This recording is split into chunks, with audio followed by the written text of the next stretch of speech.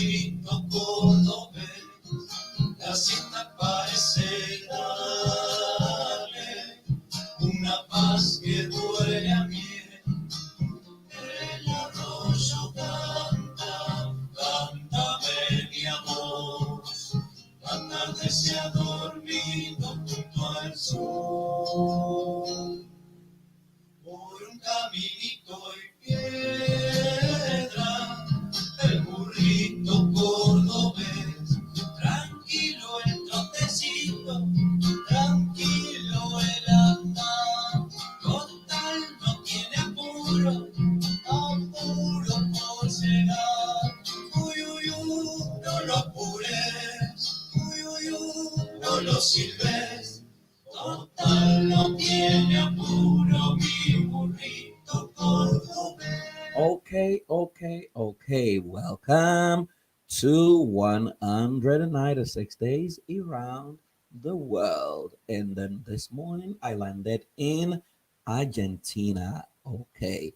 And I'm so excited to have come to this amazing country of the global icon that we all know as Diego Armando Maradona, or the guy that we know as Lionel Messi if you're a football fan. Now, today I go inside Argentinian family life. 6 fun facts that you need to understand. Now, I'm taking a trip around the world, enjoying the world of family life. I'm the family life therapist, and I love going around the world, exploring culture, helping my colleagues around the world to become very effective. Well, Argentina, officially the Argentine Republic, is a country located mostly in the southern half of South America, sharing the bulk of the southern cone with Chile to the west. The country is also bordered by Bolivia and Paraguay to the north, Brazil to the northeast, Uruguay and the South Atlantic Ocean to the east, and the Drake Pacific to the south. The country of the legendary Diego Armando Maradona. Remember the hand of God in 1986 World Cup thereabout, and the Lionel Messi, the six-time World Footballer of the Year. It is also the country of tango music with a combination of European and African flavor. What are 6 fun facts you need to understand about this amazing country and their family life? Number one, in Argentina, family is king. One's family is often considered to be the most important part of life for Argentines. While the nuclear family is the most common household unit, Argentines tend to maintain strong ties with their extended family. In Argentina, there's a general expectation placed upon individuals to be loyal and committed to their family by putting the interest of the family above their own. Close knit family relations provide Argentines with a network of security and support, particularly in times of need. Families often sacrifice much to provide their children with a good education, and in turn, children usually care for their parents as they age. So, if you're working as a family life professional, you will love this country because it's very, very robust when it comes to family life and closely knit. Everyone matters in Argentina. Number two, gender roles. The set of attributes that are generally perceived as ideals for male and female in Latin America are known as machismo and Marianismo. Okay, machismo and Marianismo, respectively. Under this cultural standards, men are expected to be masculine, self-reliant, and dominant. Meanwhile, women are expected to be feminine and the main providers of care. One of these attributes is visible in the different expectations placed upon men and women regarding the household. In general, raising children and managing the household finances is the responsibility of the mother. You know, in some culture, the man is the one who holds the finances, but in Argentina, is a woman. In turn, she usually exerts great influence in family decision making. So, Argentine husbands, they respect their wives and they trust their wives with finances. Men tend to be responsible for financially supporting the family. This is gradually changing with modernization and the new normal. Traditionally, the men bring in the money, the women manage the money. Right. Number three, communication is very unique in Argentina. So, if you want to work effectively as a family life professional or you're going to handle cases in Argentina, you need to understand this background. Argentines are quite expressive and emotive in their communication. They tend to ask many questions that may be considered personal. It can be considered impolite if one does not ask such questions or you don't even answer those questions. They also use indirect communication and signs and expect you to pick them. So they have a lot of slangs, a lot of sign. They are indirect in resolving issues, but they can shout when they feel unheard. So they're very polite. They don't come at you directly when it comes to conflict resolution. They are respectful talking to older people, very respectful talking to older people, but stand quite close in what may be a violation of personal space in other cultures. So they stand close to you, they maintain eye contact to depict honesty. Number four, courtesy and dating. Aha. Argentines prefer a third party introduction. So when you visit, wait for your host to introduce you to others. But when it is time to leave, you need to personally greet each person before you leave because it's considered rude if you don't greet them one after the other before you leave. And don't jump on them. Let your host introduce you.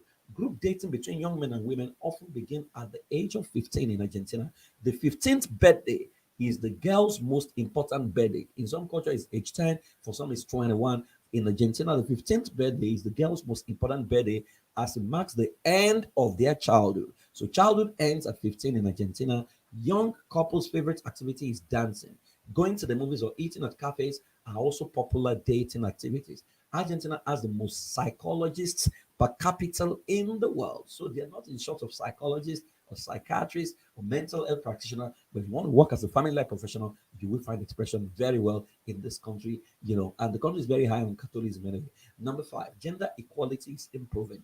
All its inhabitants are equal before the law and admissible for employment without any other requirement than their ability. So there is no discrimination, as it were, on your ability or whether your gender or whatever. Equality, is the basis for taxation and public bodies. Women often encounter economic discrimination and hold a disproportionately higher um, number of lower paying jobs. However, this has changed with women now fighting for equality in Argentina. Labor force and parliament now has over 40% women representation. Over 40%. Can you beat that? Argentine women rank 24th among 134 countries studied in terms of their access to resources and opportunities relative to men. This amazing improvement compared to several other countries. But you see, the culture is very robust and you see they've grown over time. Now, number six, domestic violence and child abuse. In Argentina, around 37% of population live below the poverty line. Low income families have difficulty raising their children who are often victims of abuse, especially of sexual abuse. There is corporal punishment even in school. So Argentine parents can beat their children. They don't consider it as bad at all, right? So when you go there and say it's bad, you need to take caution, take precaution, and seek to understand them before you can create intervention. Maybe that can help them better understand the subjects of discipline. There's corporal punishment even in school, which has caused body harm to many kids. Native children in some province live in dangerous situations. So you have the native Argentine in some other countries of the world, and therefore they're susceptible to all forms of crime, violence, and hazard, especially the native people. It is a religious society with many of them living as Catholics. So the Catholic Church is very, very predominant and dominant in the Argentine culture. Domestic violence is a major issue and a bit high, with one woman die of domestic violence every 2 days, according to a 2013 report. I think that has changed since, it has improved. However, abortion is also illegal, right? Even though it's legal, yet over 500,000 abortions are recorded annually in Argentina. What people, right? But you see, you need to understand that when people get pregnant, they just go and abort. It's illegal, but people do it nevertheless. Anyway, I hope this has helped you. But you want to look at it and say, what can we do to improve family life in Argentina? And how can you assist families in that country? What do we need to do? How do we create intervention and create solutions to some of the critical problems that can promote the dignity of humanity and help people live better lives in Argentina? Well, there is a course in our online school. Go to school.iampressforward.com and take Family Systems Engineering Certification Program. It will equip you to be able to work across different cultures of the world. I'll come your way again tomorrow. Follow me on Instagram, The Family Life Therapist. Click the subscribe button on my YouTube channel, and trust me, I will land in another country tomorrow. What country would that be? I'll let you know tomorrow. Till then, enjoy yourself. By the way, let me go and enjoy some tango in Argentina. Have a fantastic day. Bye bye.